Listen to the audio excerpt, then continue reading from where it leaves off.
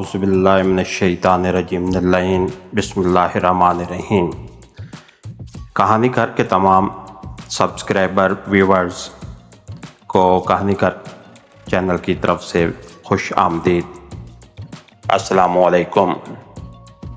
क्या आपने कभी सोचा है एक ऐसा जासूस जो अपनी जान दांव पर लगाकर पूरी कौम को बचाता है?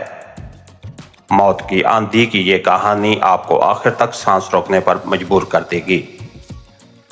एक खतरनाक मिशन, एक खुफिया एजेंट और दुश्मनों के नरगे में कैद सच, यही है मौत की आंधी की असल दास्तान। ये सिर्फ एक कहानी नहीं, ये है एक ऐसी जासूसी जंग जो सरहदों से आगे बढ़ गई। आइए सुनते हैं मौत की आंधी का वो राज जिसने सबको हिला दिया। जब दुश्मन ताकतवर हो और वक्त कम, तो एक हीरो किस तरह अपनी अक्ल और बहादुरी से तारीख बदल देता है, यही है मौत की आंधी की सनसनीखेज कहानी। तो आइए शुरू करते हैं। बहुत अच्छा सर बिनथाल, फरीदी उठता हुआ बोला। तुम्हें बहुत जल्द बोलने पर मजबूर होना पड़ेगा। फरीदी और हमीद सर बिनथाल के बंगले से निकल आए। उनकी कार तेजी से एक तरफ जा रही थी। आपने बहुत बुरा किया, हमीद ने कहा। क्यों? अगर आपने उसे छेड़ा था तो उस तरह छोड़कर ना आना चाहिए था। उसके अलावा अब कोई और चारा नहीं रह गया। अगर वो कहीं निकल भागा तो, हमीद ने कहा। मुतमैन रहो, फरीदी ने कहा। उसके बंगले की निगरानी की जा रही है। अगर भेस बदल कर निकल गया तो? सुनो, सर बिनथाल एक मशहूर आदमी है, वो इस किस्म की हरकत करके बच नहीं सकता। वो हमें मुतमैन किए बगैर इस किस्म का इकदाम हरगिज़ न करेगा।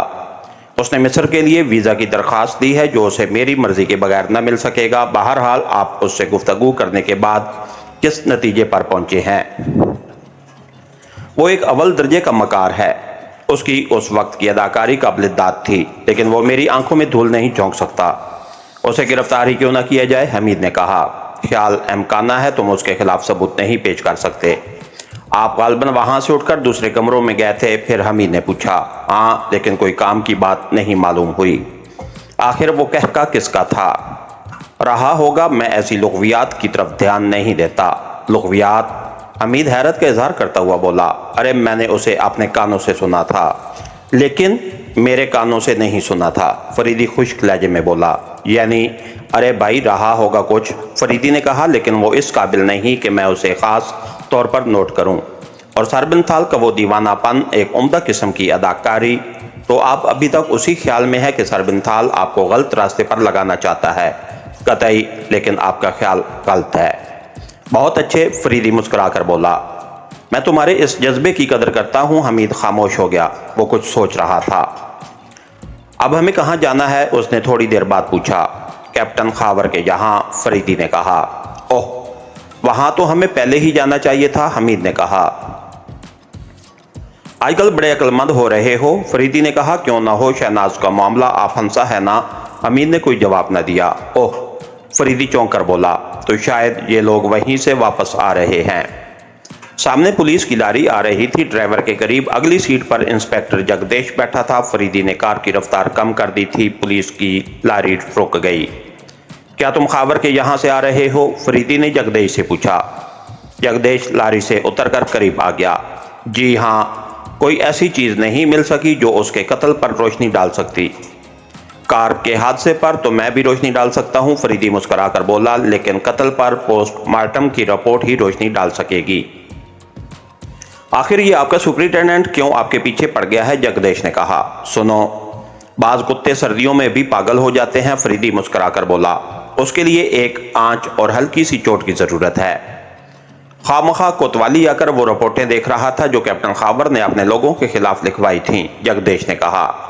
देखने दो भाई, तुम्हारा क्या नुकसान होता है? मैंने पहले तो साफ इनकार कर दिया था, मगर बीच में हमारे एसपी साहब आ कूदे।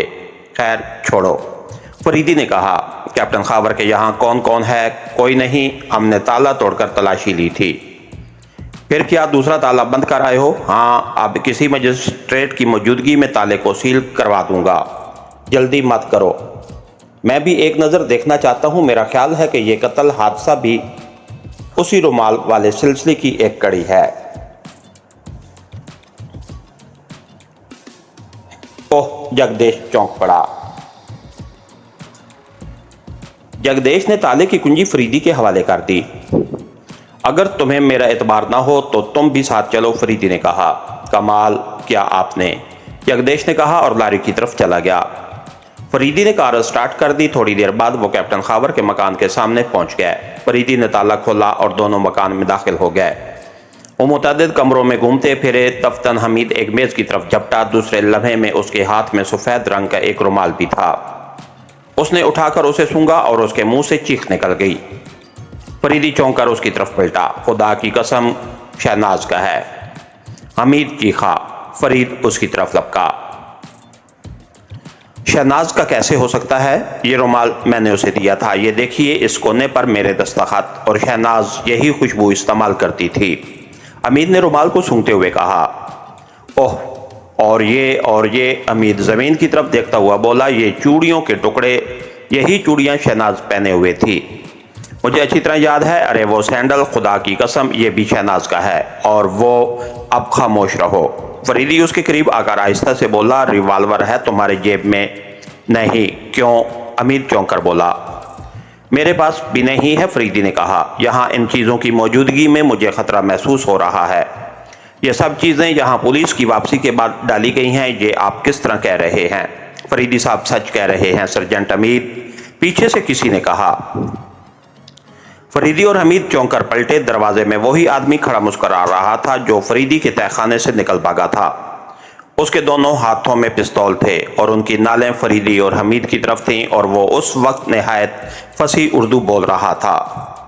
इसका मतलब? फरीदी ने दुरुस्त लहजे में पूछा। कुछ नहीं, तुम्हारी अक्लमंदी और जहानत को थोड़ा सा मजा चखाऊंगा। खैर खैर, फरीदी मुस्कुरा कर बोला। तुमने अपना नाम शायद मोहम्मद फजील बताया था और तुम अपनी बहन के कातिल हो। फजूल बकवास मत करो, और तुम मेरे वालिद के दोस्त अली फजील के लड़के हो। हाँ हाँ ठीक है, इस तरह तुम मेरे भाई हो, उसने कहा। आपने मुंह फेर कर खड़े हो जाओ, वरना गोली मार दूंगा और लोग यही समझेंगे कि तुम शहनाज को गैब करके और खामद जान से मार कर कहीं फरार हो गए। जल्दी करो, मेरे पास वक्त नहीं। हमीद और फरीदी ने अपने मुंह फेर लिए। अब आगे बढ़ो, अगर पलट कर देखा तो यहीं ढेर कर दूंगा। फरीदी और हमीद चलने लगे। उन्हें मुतअद्दिद कमरों से गुजरना पड़ा। देखा तुमने? फरीदी हमीद से बुलंद आवाज में बोला। हमें रास्ते भर चूड़ियों के टुकड़े मिले हैं और उनका सिलसिला यकीनन किसी तहखाने के करीब गया होगा। फजील ने कहका लगाया। बहरहाल मैंने जो जाल बिछाया था उसमें कामयाब हो गया। तुम्हें किसी किस्म की तकलीफ ना होने पाए। मैं तुम्हें यह बताना चाहता हूं कि मैं भी तुम्हें एक तहखाने में मेहमान रख सकता हूं, लेकिन तुम उसमें से निकल ना सकोगे। भला मैं किसी बदरूह का मुकाबला कैसे कर सकता हूं? मैं अपने साथ टाइम बम तो लेकर चला नहीं, फरीदी ने हंस कर कहा। आदमी दलेर हो, लेकिन इतने दलेर भी नहीं कि मिस्र के कदीम राजों को दरियाफ्त कर सको। फजील बोला, जल्दी चलो, मेरे साथ किसी किस्म की मकारी करके कामयाब नहीं हो सकते। ऐ मेरे वालिद के दोस्त के बेटे, तुम इतनी बेमुरवती से क्यों पेश आ रहे हो? फरीदी मुड़कर बोला और फजील ने फैर कर दिया। अगर फरीदी बैठ न जाता तो सर उड़ ही गया होता। उठो, फजील गर्ज कर बोला। मैं अब ज्यादा खून नहीं करना चाहता, मेरा कोटा करीब करीब पूरा हो चुका है। फरीदी खड़ा हो गया। अपना मुंह दरवाजे की तरफ फेर लो, फजील ने कहा। फरीदी फिर दरवाजे की तरफ मुड़ गया। लेकिन अगर मजबूर करोगे तो तुम्हें जहन्नम तक कैप्टन खावर का ताक़ुब करना पड़ेगा, फजील ने कहा। मेरा महकमा मुझे उसकी इजाज़त न देगा, फरीदी हंस कर बोला। लेकिन हम तुम्हें जहन्नम तक ज़रूर पहुंचा देंगे, हमीद ने कहा। शश शश, तुम मत बोलो, फरीदी ने कहा। बुजुर्गों का अदब करना सीखो, फजील उम्र में तुमसे बड़ा मालूम होता है। अच्छा, बकवास बंद, फजील गुस्से में चीखा। अब रुक जाओ, इस कालीन को उल्टो। वो लोग एक ऐसे कमरे में पहुंचे जहां फर्नीचर नहीं था। फर्श पर एक खूबसूरत कालीन बिछा हुआ था और चारों तरफ बड़े बड़े तकिए रखे हुए थे। फरीदी कालीन उल्टने के लिए झुका और कालीन का किनारा दोनों हाथों में मजबूत पकड़कर सीधा खड़ा हो गया। आगे की तरफ उल्ट दो, फजील तहकमाना लहजे में बोला। फरीदी ने एक बार कालीन को पूरी कुव्वत से तोला और अपने सर पर से उछालकर पीछे की तरफ फेंक दिया। फजील इससे बेखबर था। पूरी कालीन उस पर आ रही और खुद फरीदी और हमीद भी उसकी लपेट से महफूज न रह सके। वो तीनों जमीन पर गिर गए थे और फरीदी कालीन के नीचे फजील से गुत्था हुआ था। पिस्तौल पहले ही फजील के हाथों से निकल गए थे। हमीद पिस्तौल, फरीदी चीखा, पिस्तौल तलाश करो। देखो میں اب تمہیں زندہ نہ چھوڑوں گا، فضیل ہامتا ہوا بولا۔ اس نے فریدی کے ہاتھوں میں کئی جگہ دانت کاٹے تھے۔ دفتن پستول چلنے کی آواز آئی اور حمید چیخ پڑا۔ فریدی کی گرفت ڈھیلی ہو گئی اور فصیل ایک کی جھٹکے میں فریدی کے شکنجے سے آزاد ہو گیا۔ وہ بڑی پھرتی سے قالین کے نیچے سے نکلا اور دوسرے ہی لمحے میں کمرے کے باہر تھا۔ فریدی نے قالین الٹ دی، ایک پستول اس کے ہاتھ میں تھا، وہ بھی باہر کی طرف جھپٹا۔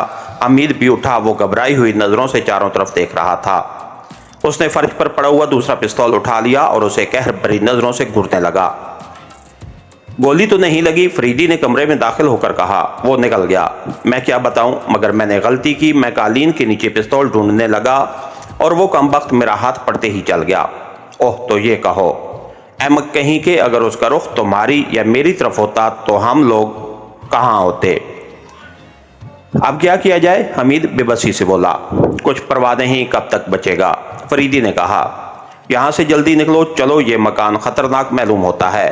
دونوں صدر دروازے کی طرف بڑھنے لگے۔ یوں نہیں، فریدی بولا، ہم دونوں اپنی پیٹھ ملا کر چلیں۔ وہ کیوں؟ اگر پیچھے سے کسی نے حملہ کیا تو، فریدی نے کہا۔ مگر میں الٹا نہ چل پاؤں گا، حمید بے بسی سے بولا۔ تم سے کون کہتا ہے، فریدی بولا، میں الٹا چلوں گا۔ دونوں پشت ملا کر چلنے لگے۔ حمید کو ہنسی آ گئی۔ وہ سیدھا چل رہا تھا اور فریدی اس سے پیٹھ ملائے ہوئے الٹا چل رہا تھا۔ دونوں آہستہ آہستہ صدر دروازے کی طرف بڑھ رہے تھے۔ ہنسو نہیں پیارے، فریدی بولا، زندگی میں بعض مواقع ایسے بھی آتے ہیں جب اس سے بھی زیادہ مضحکہ خیز بننا پڑتا ہے۔ دونوں اپنے دائیں بائیں نظریں ڈالتے ہوئے آہستہ آہستہ بڑھ رہے تھے۔ تم بہت جلدی کر رہے ہو، فریدی بولا۔ کیا مجھے گرانے کا ارادہ ہے؟ حمید نے رفتار دھیمی کر دی۔ ڈرو نہیں، اس طرح ہم محفوظ ہیں، فریدی نے کہا۔ لیکن وہ دونوں چھت کی طرف سے بے خبر تھے۔ دفتن چھت کا ایک روشن دان کھلا اور ایک بڑا سا جال فریدی اور حمید پر آ گرا۔ قبل اس کے کہ وہ سنبھلتے، جال کے سرے پر لگی ہوئی رسی کھینچ لی گئی۔ دونوں پھنس کر رہ گئے۔ خبردار، فائر مت کرنا، اوپر سے آواز آئی۔ یہ کمرہ سڑک کے قریب ہے، فائر کی آواز سن کر راہگیر اکٹھا ہو جائیں گے، لیکن ان کے یہاں تک پہنچتے پہنچتے تم دونوں ختم کر دیے جاؤ گے۔ ٹھہرو، فریدی نے کہا، تم آخر چاہتے کیا ہو؟ آپ نے پستول جال سے نکال کر دور پھینک دو، اوپر سے آواز آئی۔ ارے میرے والد کے دوست کے بیٹے، تم واقعی بڑا ستم ظریف ہے، فریدی ہنس کر بولا۔ کم بخت، اوپر سے آواز آئی، پستول پھینکتے ہو یا میں اپنا کام کر کے چلتا بنوں؟ لے بھائی، تو بھی کیا یاد کرے گا؟ فریدی نے دونوں پستول اوپر پھینک دیے۔ ٹھیک، اب خاموشی سے پڑے رہو، میں ابھی آیا، اوپر سے آواز آئی۔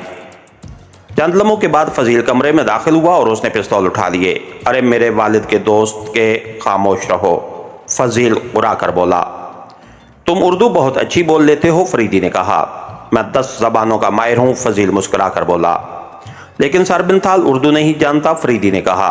اوہ سر بنتھال، فضیل نفرت سے ہونٹ سکوڑ کر معنی خیز انداز میں بولا۔ میں اسے عنقریب مار دوں گا اور عنقریب اردو سکھاؤں گا۔ اچھا، اب ایک لفظ بھی منہ سے نہ نکلے ورنہ ہمیں قتل کر دو گے، فریدی مسکرا کر بولا۔ فضیل نے جال کی رسی کو پکڑ کر جھٹکا دیا اور وہ دونوں زمین پر گر پڑے۔ فضیل جال کو کھینچتے ہوئے لے چلا۔ فریدی زخمی شیر کی طرح پیچ و تاب کھا رہا تھا۔ خدا کی قسم، ایسی ذلت کبھی نہیں ہوئی، وہ ہامتا ہوا آہستہ سے بولا۔ فضیل جال کو کھینچتا ہوا اس کمرے میں لے آیا جہاں قالین الٹی گئی تھی۔ اب تم تہ خانے میں جا رہے ہو، فضیل بولا۔ یہ چیز مجھ پر تمہاری طرف سے تھی، لیکن گھبراؤ نہیں، تم نے مجھ سے کوئی برا سلوک نہیں کیا تھا، یہاں تمہیں کوئی تکلیف نہیں ہوگی۔ اس نے تہ خانے کا ڈھکن اٹھایا اور جال کو کھینچ کر نیچے دھکیل دیا۔ فریدی اور حمید جال میں الجھے ہوئے سیڑھیوں سے لڑکتے ہوئے فرش پر آ گرے۔ اوپر ڈھکن بند کر دیا گیا۔ تہ خانہ میں بالکل اندھیرا تھا۔ چند لمحوں کے بعد جب ان کی آنکھیں اندھیرے کی عادی ہو گئیں تو انہیں 2 شکلیں دکھائی دیں۔ شہناز، حمید چیخا۔ مقصود، تم بھی آپ ہنسے، فریدی نے کہا۔ کھڑے دیکھتے کیا ہو، اس جال کا منہ کھولو۔ ارے انسپیکٹر صاحب، آپ، مقصود تحیر آمیز لہجے میں چیخ کر آگے بڑھا۔ دوسرے میں فریدی اور حمید جال کے باہر تھے۔ اس گدھے کی بدولت مجھے یہ دن دیکھنا پڑا، فریدی نے حمید کی طرف اشارہ کر کے شکایت سے کہا۔ اب کیا کروں، وہ کمبخت چل ہی گیا، حمید جھلا کر بولا۔ خیر خیر، بکو نہیں، فریدی نے کہا اور مقصود کی طرف مخاطب ہو کر بولا۔ تم یہاں کیسے پہنچے؟ میں آپ کے حکم کے مطابق شہناز صاحبہ کے مکان کی نگرانی کر رہا تھا۔ کل شام کیپٹن خاور انہیں اپنے ساتھ کلب لے گیا۔ میں ان کے پیچھے لگا ہوا تھا۔ پھر وہ انہیں یہاں اپنے گھر لایا۔ میں پلٹ کر آپ کو فون کرنے ہی والا تھا کہ کسی نے پیچھے سے میرے سر پر کوئی وزنی چیز ماری۔ میں بے ہوش ہو گیا اور پھر جب آنکھ کھلی تو میں شہناز صاحبہ سمیت اس تہہ خانے میں تھا۔ تم اس کے ساتھ کلب کیوں گئی تھی؟ امیر شہناز کی طرف مڑ کر تیز لہجے میں بولا۔ اچھا بس فضول بکواس نہیں، فریدی حمید کو گھور کر بولا۔ مجھے دھوکہ دیا گیا تھا، شہناز بولی۔ مجھے یقین ہے، فریدی نے کہا۔ میں نے پہلے ہی اس کی پیشن گوئی کر دی تھی اور اس لیے تمہاری حفاظت کے لیے مقصود کو بھیجا گیا تھا۔ لیکن تمہیں دھوکہ کیسے دیا گیا؟ حمید نے پوچھا۔ تم پھر بولے، فریدی نے کہا اور شہناز سے بولا، تم نے کیپٹن خاور کے لیے کچھ ایصال ثواب بھی کیا یا نہیں؟ میں آپ کا مطلب نہیں سمجھی۔ وہ بیچارہ پچھلی رات شیطان کو پیارا ہو گیا۔ اوہ، کیسے؟ کار الٹ گئی، کن پٹی میں گولی لگ گئی۔ ارے، مقصود اچھل کر بولا۔ اس نے مجھ سے کہا تھا کہ فریدی صاحب تمہیں کلب میں بلا رہے ہیں۔ میں اس کے ساتھ کلب گئی۔ وہاں ایک بیرے نے اسے ایک چٹ دی، وہ آپ کی طرف سے تھی۔ اس میں آپ نے لکھا تھا کہ میں تمہارے گھر جا رہا ہوں، تم شہناز کو لے کر وہاں آؤ۔ اوہ، فریدی جیب سے سگار نکال کر سلگاتا ہوا بولا۔ بہرحال وہ اپنی سزا کو پہنچ گیا۔ میں نے تمہیں ہرگز نہیں بلایا تھا، لیکن کیا ہم اب یہاں چوہوں کی طرح بند رہیں گے؟ امید نے کہا۔ آدمیوں کی طرح، فریدی نے منہ اور ناک سے دھوئیں کے گنجان لہریے نکالتے ہوئے کہا۔ اب آپ کس کے قتل کی پیشن گوئی کرتے ہیں؟ امید نے طنزیہ انداز میں کہا۔ جبار کے، فریدی نے کہا اور سگار کو کونا چبانے لگا۔ وہ کسی گہری سوچ میں ڈوبا ہوا تھا۔ ماتھے پر شکنیں تھیں اور آنکھیں ادھ کھلی، ایسا معلوم ہو رہا تھا جیسے اسے نیند آ رہی ہو۔ آپ تو اتنے اطمینان سے بیٹھے ہیں جیسے اپنا ہی گھر ہو، امید نے کہا۔ فریدی چونک کر بولا۔ میں نے سننا نہیں، میں یہ عرض کر رہا ہوں کہ آخر کب تک یہاں بند پڑے رہیں گے؟ ابھی دیر ہی کتنی ہوئی ہے، فریدی نے لاپرواہی سے کہا اور بجھا ہوا سگار ایک کونے میں پھینک کر ٹہلنے لگا۔ پھر وہ تہہ خانوں کے زینوں پر چڑھا اور تھوڑی دیر بعد پھر وہیں واپس آ گیا۔ میرا خیال ہے کہ تختہ کیلوں سے جڑ دیا گیا ہے، فریدی نے کہا۔ یہ تو بہت برا ہوا، امید بے بسی سے بولا۔ بلکہ بہت برے سے بھی برا ہوا، فریدی نے داہنے شانے کو جنبش دے کر کہا۔ اب کیا ہوگا؟ امید بےتابی سے بولا۔ ہوگا یہ کہ تم تھوڑی دیر بعد فضیل کو بوڑھی کی طرح کلکلا کر کوسنا شروع کر دو گے۔ اس کے ساتھ ہی ہماری آج کے ایپیسوڈ کا اختتام ہوا۔ کہانی گھر چینل کو لائک کیجئے، سبسکرائب کیجئے اور بیل آئیکن کو پریس کر دیجئے تاکہ ہر آنے والی نئی ویڈیو آپ تک بر وقت پہنچ سکے۔ شکریہ۔